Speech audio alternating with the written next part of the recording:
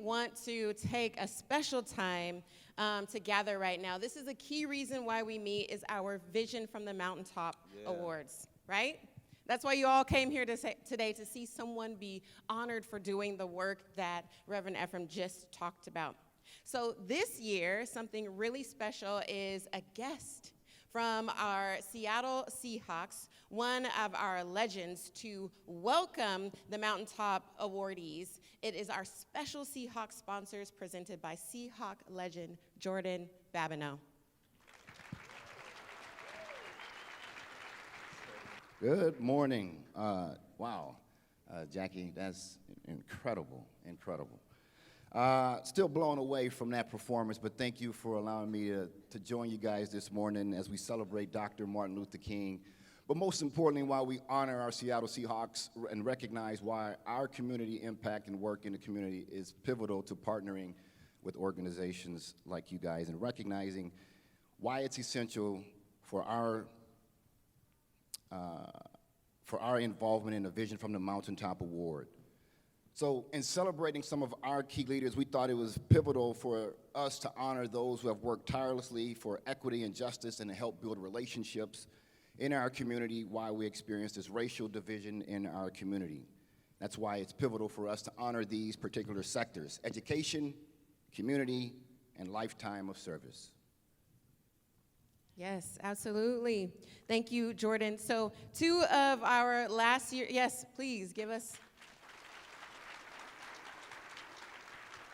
Yes, appreciate the encouragement. 2 of last year's awardees will be given the awards for this year's recipients. We want to welcome them to the stage at this time as we welcome and recognize our Vision from the Mountaintop awardees.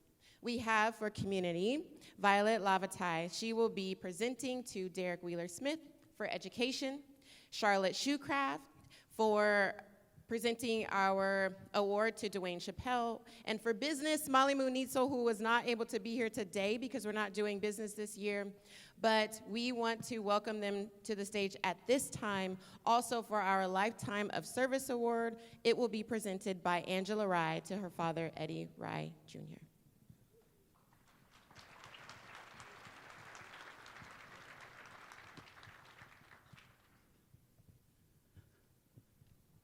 Good morning, everyone. Good morning. I know it's early in the morning, but before I say the award for the next leader, I wanted to give a shout out to Pastor Harvey Drake.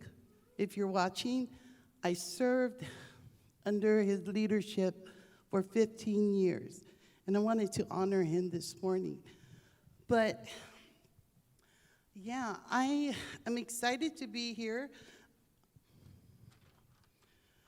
and I will be speaking on this leader.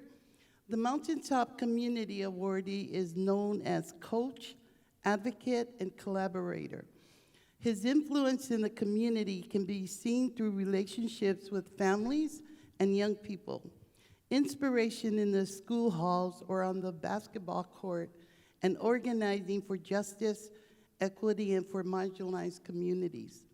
This year's recipient, Derrick Smith, is native to Seattle. Yeah, come on, give it up. With renowned family roots of service and commitment in King County, he embodies grace and dedication towards others, having held roles in several sectors of the community. Presently, Smith leads the City of Seattle's Office of Civil Rights. He has been an educator for young people at Seattle Urban Academy as coach, alongside his wife Stephanie, for high school basketball, plus years as the National Director of Youth Engagement for World Vision. He uses his gifts as a speaker on issues impacting communities of color and valuing young people and Black lives. He was co-organizer of Seattle's We Want to Live in March 2020. Smith has proven to be a leader of impact for racial equity and community empowerment. With over 2 decades of advocating, giving voice towards a restorative justice approach to youth detention and racism, and cultivating support and service for communities in Seattle and King County. Driven by love for his family and a strongly held belief in our community, this year's Vision for the Mountaintop Community Award goes to Derrick Wheeler Smith.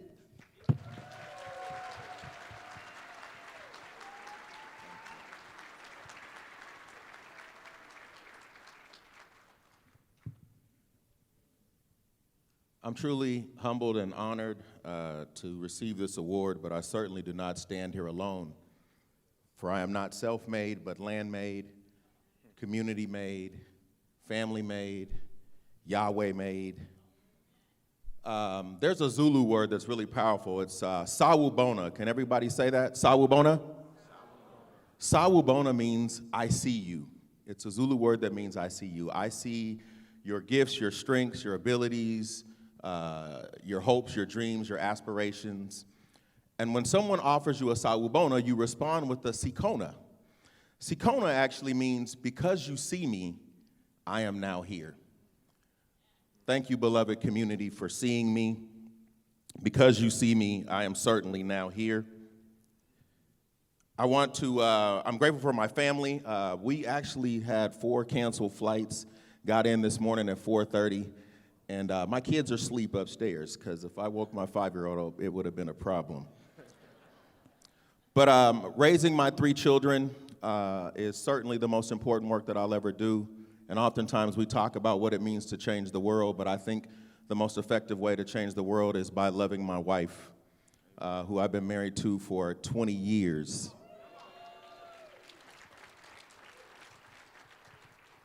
So without further ado, thank you so much just for this award, and I certainly hope to continue to live my life in such a way that if it were a book, it'd be banned in Florida.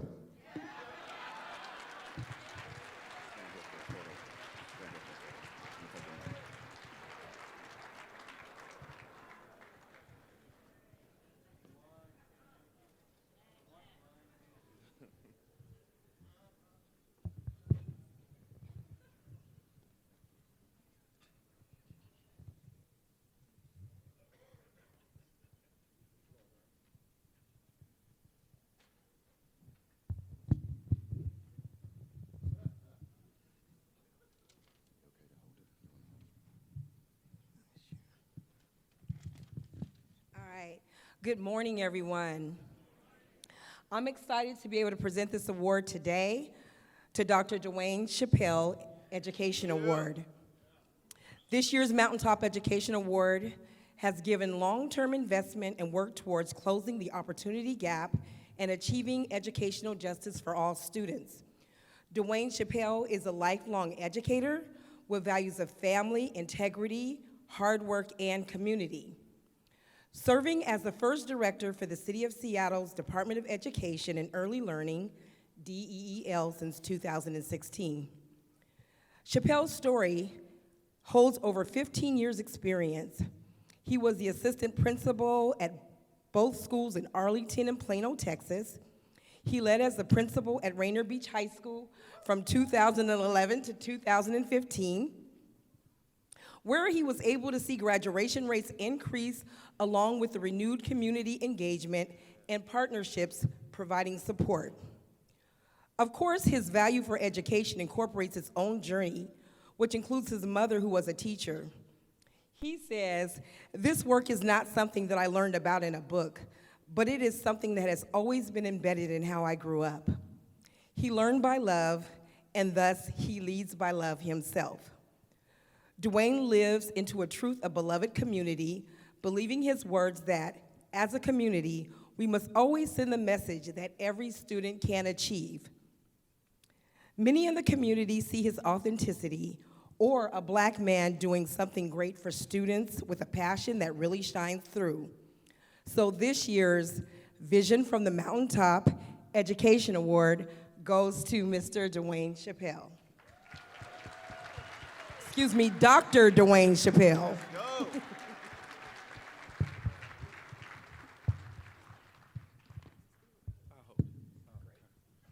Thank you, Ms. Shoecraft.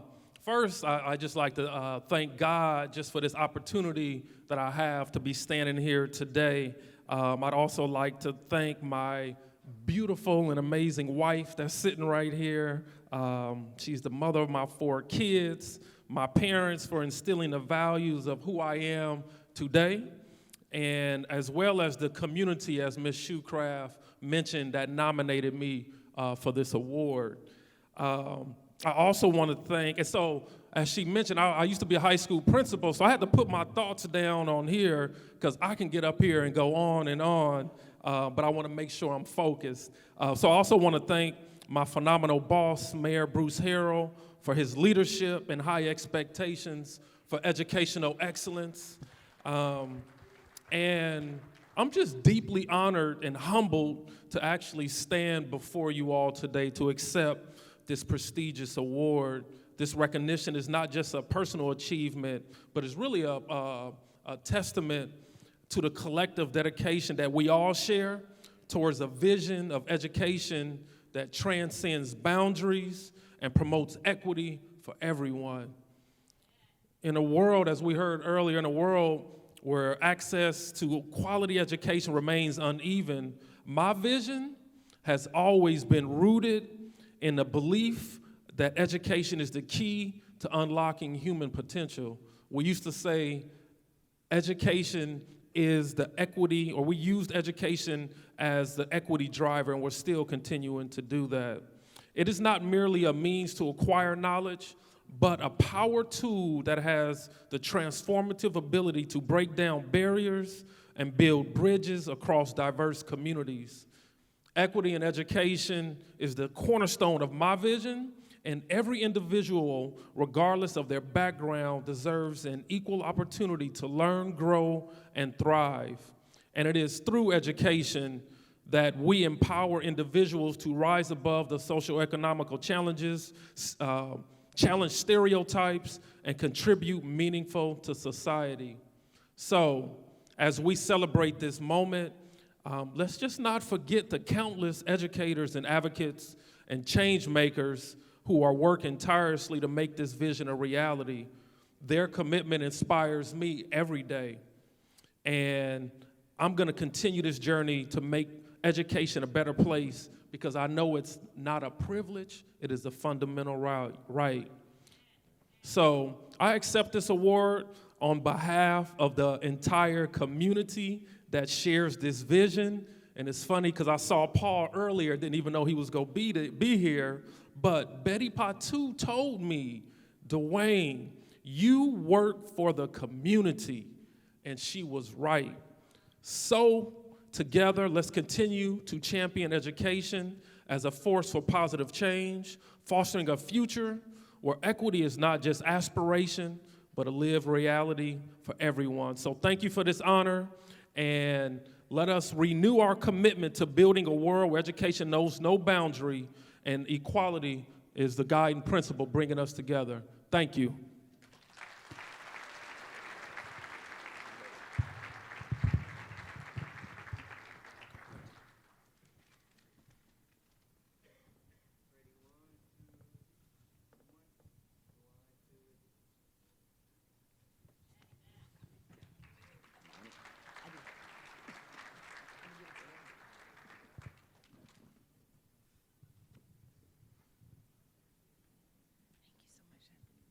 Thank you. Good morning, everyone.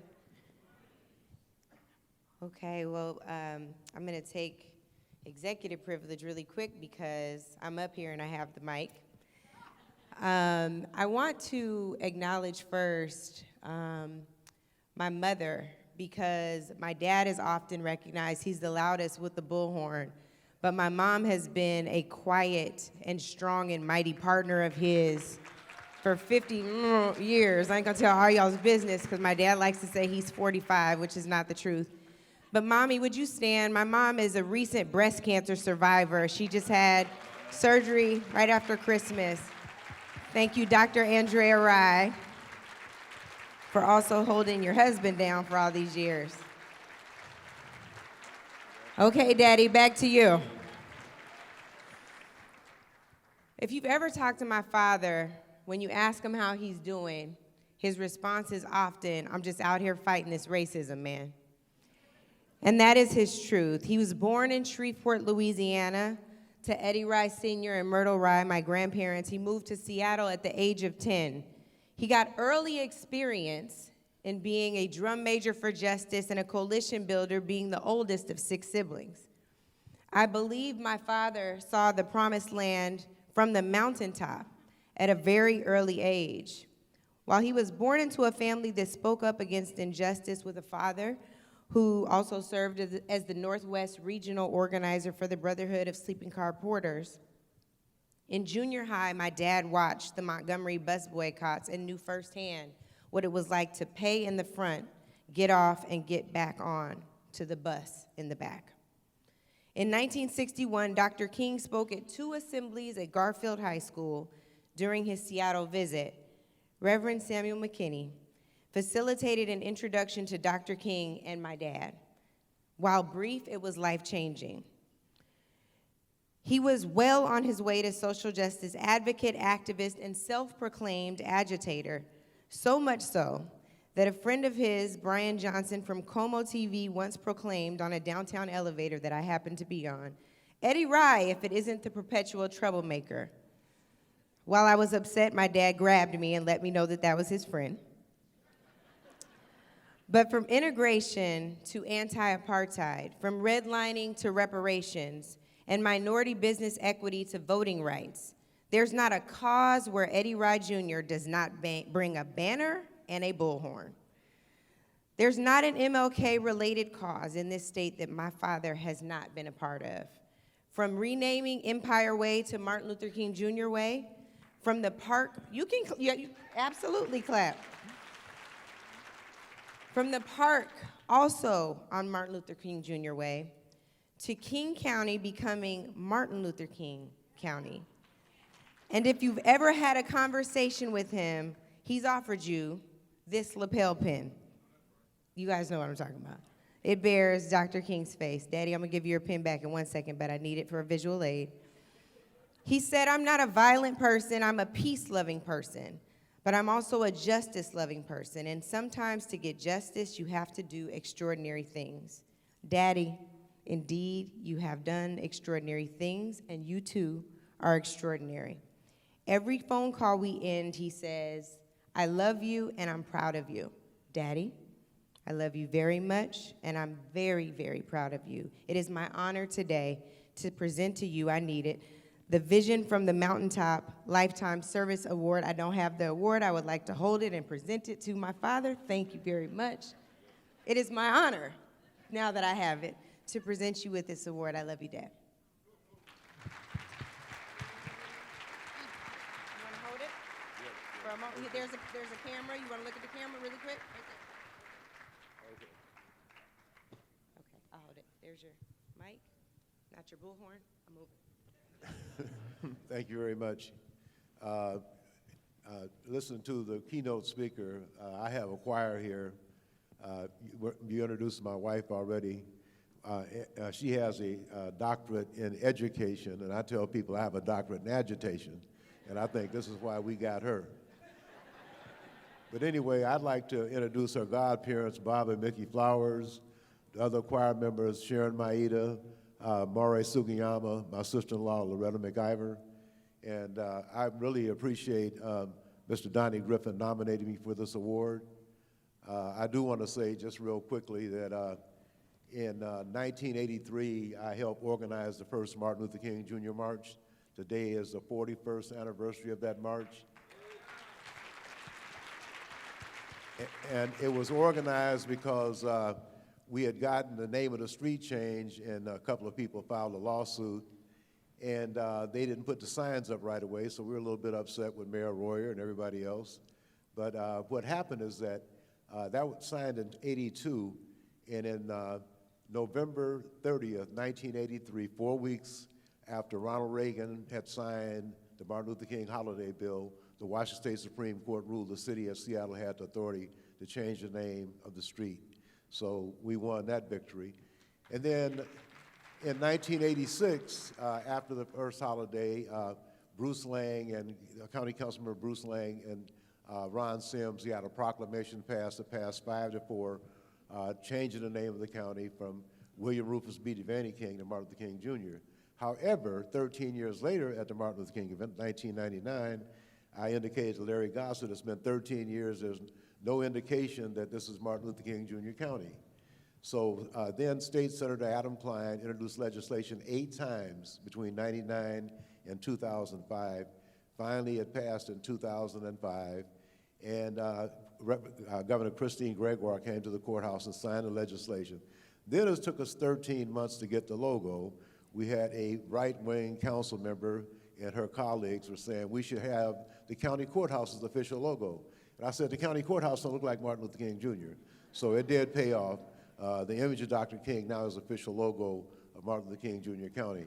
And I would encourage all of you that's able, it will be a March event at Garfield High School at 8:30 is an opportunity fair. Hayward Evans and I put that together because we said it's good to have people come to the workshops, the rally, the march, but a lot of people are in need. So we instituted an opportunity fair, and there are over 60 employers, public agencies. They'll be at Garfield this morning between 8:30 and 11, interviewing people and providing opportunities. Last year, 78 people got jobs through that effort. This year, 200 people pre-registered to attend an opportunity fair. So I just want to let you know that in the spirit of Dr. King, we're trying to uplift people. Thank you very much, and I really appreciate the honor. Thank you, brother.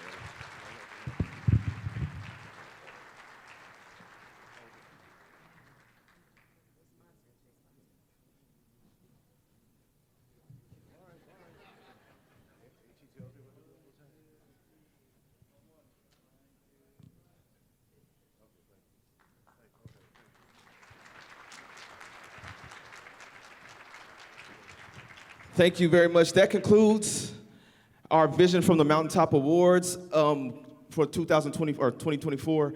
Thank you to all of the sponsors, the Seattle Seahawks, and presenters. And one more time, let's give it up for Derrick Smith, Dr. Dwane Chappelle, and Rye Jr. One more time. Yeah, Giants, y'all, Giants for sure.